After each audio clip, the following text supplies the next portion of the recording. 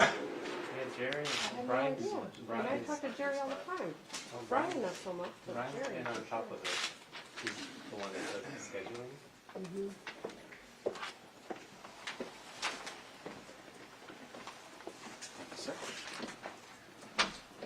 Good morning. Good morning. I want to thank you all for being here today. This is a noteworthy day for the city of St. Paul. Among the critical tasks of any leader is ensuring that the organization they have led succeeds after they've moved on to the next season in their life, in their work. This is realized not only through strong, steadfast leadership during their time in service, but equally because they have invested in the leaders within their own organization. Chief Axtell, your 3 decades of service and 6 years as our Chief of Police here in St. Paul demonstrate both of these qualities. Our department has remained unwavering in its commitment to serving our city, a testament to your leadership in the department as well as the dedication of our officers. The St. Paul Police Department has been recognized nationally as a model for 21st century policing. This is a critical accolade that speaks to an organization that has risen to meet the growing and changing needs of our community. But it's been especially important amid the challenges of the global pandemic, which presented previously unimaginable circumstances that none of us have ever experienced in our lifetimes. You fostered a culture of trusted service with respect that our residents have come to expect from our police department, a distinction I'm confident will continue to fulfill as we transition to interim leadership during our search for the next chief of police. I'd also be remiss if I did not state that over the course of these last couple of years, as our city, as our state, as our nation and world have deeply explored what it means to be a responsive, responsible, professional police department, that the standards that we've seen our national community hold up are standards that we've been able to see our St. Paul Police Department, the men and women in this badge, in this uniform, stand up and meet and exceed those standards every day. That's a testament to strong leadership over these last 6 years, and certainly the legacy of strong leadership which you have inherited, which we all have inherited within our city police department, and it's something that's very important for our community. As you prepare to transition, Chief, you'll undoubtedly leave a legacy that our department and city will benefit from for years to come. As our police chief examining committee works to identify candidates to advance for my consideration, the task we have before us is to ensure a smooth transition as well as to ensure a continuation of that strong legacy of leadership that we have within our community. The task before us is to hold up and to advance that community-first public safety framework that our community has entrusted us with, and to ensure that our St. Paul residents, our St. Paul visitors, our St. Paul businesses, and everyone who lives, works, and plays in our city can continue to experience the first-class, 21st century public safety services that our police department is known for. As I've considered a leader to help usher our department forward while this process proceeds, we've not had to look far, thanks to the strong team of leaders within our police department. Today I'm announcing Deputy Chief Jeremy Ellison will serve as interim chief of the St. Paul Police Department. Deputy Chief Ellison has served our city for more than 2 decades. He served as a patrol officer and as an investigator. He's worked in our central and western districts and in neighborhoods across our city, engaging in a broad array of assignments which have included narcotics, special investigations, our juvenile unit, technology, traffic and pedestrian safety, and most recently as a deputy chief overseeing support services and administration. During the pandemic, as senior commander in downtown, Deputy Chief Ellison has been a vital partner, working closely with our Deputy Mayor, Jamie Tincher, as she has led our work to support those experiencing homelessness in our community. As we've worked to revitalize our downtown, Deputy Chief Ellison has collaborated with an array of city leaders and members of our community to respond to public safety concerns while we welcome back workers and visitors. The broad partnership that he has led, in partnership with our deputy mayor, to include service providers, to include our downtown ambassadors, and certainly to include our officers, has been a critical part of us regaining our momentum as a community. As we broaden that community-first public safety framework with our optimal response teams and Office of Neighborhood Safety, Deputy Chief Ellison will remain a vital partner.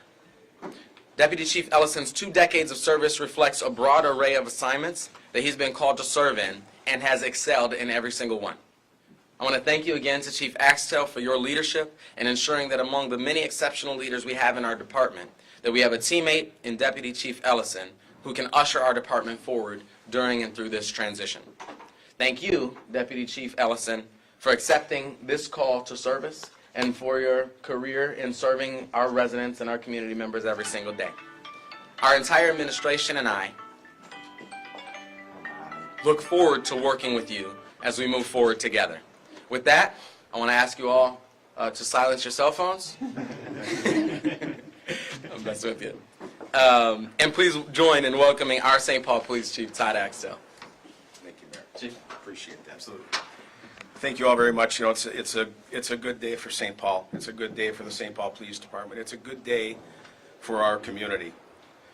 People who care about this city. One of the biggest things and the most important things they think about is having a safe city. And as I reflect on my career here as chief and understanding that when I became chief in 2016, I stood on the shoulders of some giants who came before me to prepare our department for future success. And one of the most important things a leader has to do, must do, is to prepare for the future in an organization for succession planning. And I'm really proud of the fact that Jeremy is among the best of the best in the St. Paul Police Department. I've had the honor of serving alongside soon-to-be Interim Chief Ellison in so many capacities over the last, actually about 23 years. He served our department starting as a park ranger for the city of St. Paul. In every single position that I have observed him within our department, he's not only survived, but he's thrived. He's built the connections, built the relationships, really exemplified trusted service with respect each and every day. The attributes to be a successful police chief are that you have to be accessible, attentive, responsive, flexible, decisive, and accountable. And those attributes, Jeremy, soon to be Chief Ellison, hits the nail on the head of each and every one of those attributes. So as I begin the final descent, the landing of the plane of my career, the last 28 days before I step aside on June 1st, it's bittersweet, but it's much more sweet today because I get to hand the keys to the St. Paul Police Department for somebody who really will bring us to the next level, continuing that reputation, that history of making things better than you found it. So, Jeremy, thank you very much. It's an honor to serve alongside of you, and I'll give you the mic. Thank you. Thank you.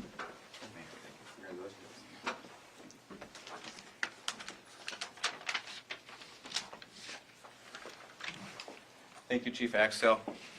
Thank you, Mayor, Deputy Mayor.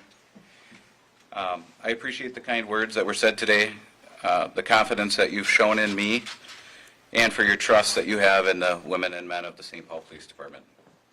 Mayor Carter, I am honored that you've asked me to serve as the interim Chief of Police while our city searches for the next law enforcement leader. It's an honor that I humbly accept. Chief Axtell, I am extremely thankful for your leadership, your mentoring, and your coaching, and for the way that you've made our police department better during your career. You are an incredible leader. You've made our department more diverse, more data-driven, and more focused on delivering trusted service with respect than ever before. Today, I join the mayor, the deputy mayor, the entire St. Paul Police Department, and our community in thanking you for your service. The St. Paul Police Department has a markedly talented and dedicated set of officers and professional civilian staff who are in place and serve with purpose. We have the support and trust of the city and the people that we serve. People who do not want to see sweeping changes in the programs that we're delivering, the services that we are out there delivering, or the culture that they are appreciating so much every day. We have a police department that is deeply connected to the people of our city. And more than anything, that is why I am so excited and honored to have been chosen for this important role. Thank you again, Mayor Carter, for the opportunity to serve as our interim police chief. Congratulations. Any questions? Mayor Carter, it's been something like 7 months since Chief Axtell announced that he would be stepping away. What's taking so long in this process to find a permanent replacement for Chief? Thank you for the question. Obviously, right now is a critical time for St. Paul, for our country, for our state, for the state of policing in our community as well. The challenges of a national increase, in particular in violent crime, that we've not been immune to here in St. Paul, as well as the challenges that we've all seen, particularly over these last couple of years, about the continued evolution that our public safety strategies require a significant amount of thought. As I said earlier, I'm very proud of the way the St. Paul Police Department navigates many of these questions, and we know that as with anybody, we continue to have work to do to kind of move this forward. We're fortunate in St. Paul to have community members who have entrusted us with this community-first public safety vision that centers not just around responding after someone calls 911 or after a crime has occurred, but in making the strategic investments that can proactively help us minimize and reduce the number of times that someone has to call 911 in the first place.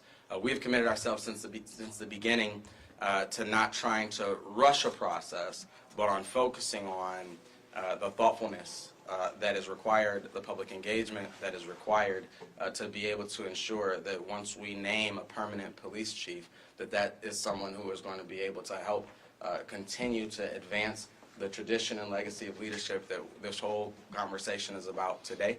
I'm confident in the timeline that we're on. I'm confident it's fortunate that we have such a tradition of internal leadership, such strong internal leaders that enabled us to approach this not as a, we got to hurry up and do this, but in a way that knows that we can maintain the continuity of leadership that we need within our department. As you know well, I believe the City Council is advancing an ordinance to name that examining committee, and we expect that work to continue to move forward quickly, and I expect to be able to name a permanent chief by late summer, early fall. Mayor, do you want to keep the position in-house? I'm sorry, say again? Your search committee's about to begin. Are you feeling confident that you've got a front contender right here for that position, or are you looking around the country? Despite my encouragement, Deputy Chief, soon-to-be interim Chief Ellison, has stated he's not planning on applying for the permanent chief position at this point, and so he is absolutely coming in to help us usher this transition forward. I greatly appreciate that level of service. Absolutely expect to see very strong candidates arise from within, and we have committed ourselves to conducting a global search so that when we appoint a permanent police chief, we can tell you, we can tell our community members, we can tell the men and women who put on our badging uniform every single day that person, whether they be internal or external, is the person who we've determined, we've searched the globe, and have determined this is the person to guide us forward. Like I said, I fully anticipate seeing some very, very strong candidates come internally, and whoever we appoint, whoever that next person is, I think we owe it to them and we owe it to ourselves to say they're in place, not because we limited our search, but because we conducted the widest search we possibly can, and we can say this is the person for the job. Mayor Carter, that's a pretty aggressive timeline, late summer, early fall, to have a permanent chief name. We've seen just a few miles down the road how long it could take to name a full-time chief. Can you speak to maybe a couple of the qualities you say you're looking for when you are naming a full-time chief for this position? Fortunately, in St. Paul, we know what a good police chief looks like, and we know how to recognize a good police chief. Chief Axtell just laid out some of those qualities that are absolutely critically important. We look forward to those continuing to move forward. We need someone who understands policing of the future, not just policing of the past. We need a candidate who will embrace and help us advance the community first framework that our community members have worked with us over the past several years to construct and build. We need a police chief who will embrace and support the optimal response initiatives that we're moving forward and see the extent to which that stands to benefit our officers and benefit our community. And we certainly need, as we stand right now in what I truly believe is the most incredible city on the planet, we deserve a chief who understands deeply the things that make St. Paul such a special and unique place. Mayor Carter, if I'm not mistaken, the officers are still working without a contract currently, and I can tell you that I've heard anecdotally of officers leaving St. Paul Police to other departments that pay more money. Can you speak to what needs to be done to maintain St. Paul as a destination job for the best and brightest officers that are out there, as it has been in the past? And right now, some people internally fear that that could be slipping away. You know, I'm not worried that St. Paul is not a destination job. I believe St. Paul still is a destination job. The first thing that makes that the case is strong leadership. The first thing that makes that the case is the support of the community that we have right here in St. Paul. That's critical. As we open the newspaper and open our internet and see phrases like the Great Resignation, the city of St. Paul, every department in the city of St. Paul is impacted by it, as is every private sector company. And so, yes, we've seen some turnover. We expect to continue to see some turnover as well. That's, again, what the global economy is right now. We just brought on the largest police academy in city history. That's something we're very proud of and excited to see those officers out in community and doing that work, as we have just accepted a federal COPS grant to help us add additional officers with the next 2 academies as well, and I'm confident that we're going to continue to move forward with the strong traditions that we've had within our St. Paul Police Department.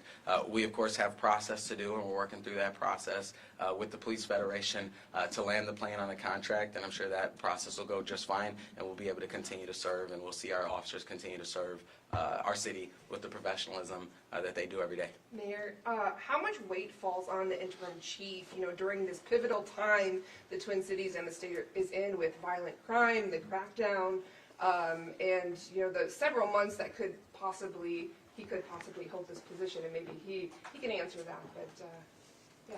A significant amount of weight. Being police chief of a major city is one of the toughest jobs anybody can have. As we have conversations about education or college savings accounts or economic goals or job creation, we know that public safety is our number one goal. It's our number one challenge. It's the foundation upon which every other goal exists. We know that our public safety team has got to be a lot bigger than just our emergency responders, because we know our emergency responders cannot do it by themselves. And I'll tell you, the question you just asked is one of the reasons that I'm so confident that Deputy Chief Ellison can serve with distinction in this space. You all know that over the past couple of years, at the beginning of the COVID pandemic, we saw the number of residents experiencing unsheltered homelessness in our community spike by a factor of 10. In summer of 2019, we were serving and engaging somewhere right around 30 community members living in tents in our city. And in just a matter of a couple of weeks in the summer of 2020, at the onset of the pandemic, that number spiked over 380.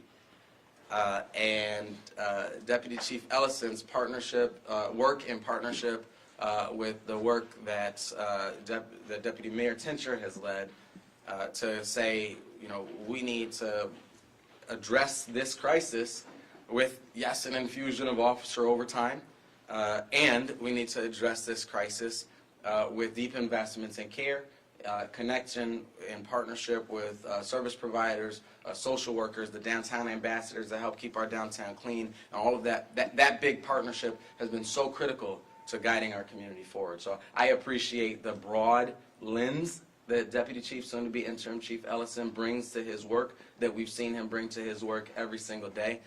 And I look forward to us all seeing his ability to step up to that challenge. A second question I had, we know Minneapolis hired a search firm to help find the permanent position. Is that something that St. Paul's looking to do at all? Yes, we are engaging a search firm. I don't have the name of the firm offhand with me, but we can get you that as well. Okay.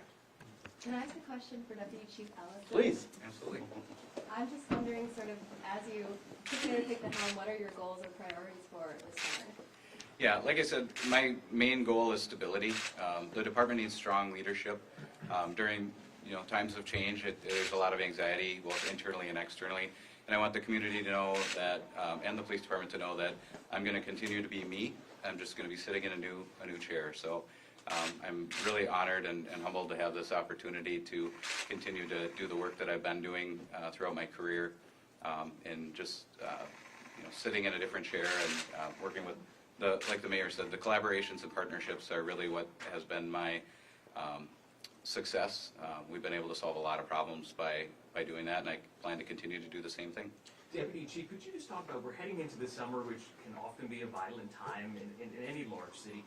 What are you going to focus on going into this summer with you at the helm? Well, we're going to continue, again, stability. We're going to continue to make sure that we have the right resources in the right places. So Chief Axtell has made sure that the patrol force is adequately staffed. That will continue. We will have officers responding to calls for service. We'll have a well-staffed patrol force that'll be able to meet the needs of our community. We also have amazing investigators. So that is another priority for me, is making sure that we continue to have the resources that they need to do their job. And again, we talk a lot about the numbers, the data, but there's also a piece of perception, and we do have a safe city, and we need to continue to work with our partners. And the example of downtown is a great example where we had a lot of crime happening. We brought in the police department to make some immediate changes, and then we were able to work with our partners to have some events come back into downtown. And once the people were back in downtown at Mears Park, for example, during those events, it's amazing to see the difference. And that's the type of thought and leadership that I want to continue to bring forward. Allison, I'm curious to find out, when you decided to accept this position, A, what was going through your head, and B, specifically, what makes you think that you're capable of taking on such a large role at the department? Honestly, it wasn't something that I ever had, was thinking of trying to do, but I think I've had unique experiences throughout my career to prepare me for this. Again, whether we look at the investigative background, the community engagement, all these things, I am confident that I have the skills and ability to be successful in this role. I think the department needed a strong leader during this interim time, and I am well prepared for it, and I'm looking forward to the next chief when they come in. Deputy Chief Ellison, you talk about how things are getting safer, and this is a safe downtown and a safe place to be. At the same time, the city posted a record number of homicides last year and just had its 15th homicide of the year this morning, and we're not even in the summer yet. What would you say to someone who says, well, they're saying the city is safe, but when I look at the numbers, they say otherwise?